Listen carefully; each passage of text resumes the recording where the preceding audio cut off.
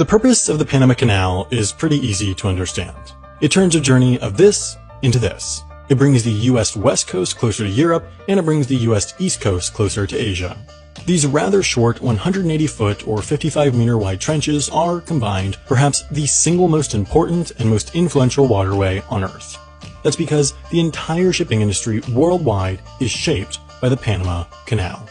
Hundreds of years ago, the opportunity of a canal across the narrow country of Panama was identified. After a few earlier false starts, the Americans went down to Panama in 1903, signed a fairly dubious treaty granting them land, dammed up a river to make an artificial lake, dug a trench from that lake to the Pacific, dug a trench from that lake to the Atlantic, and $13 billion and 5,600 worker fatalities later, the canal was done. It officially opened the Pacific to the Atlantic on August 15, 1914, as the first commercial ship, the SS Ancon, sailed through. Now, the Panama Canal is not just one straight shot from ocean to ocean.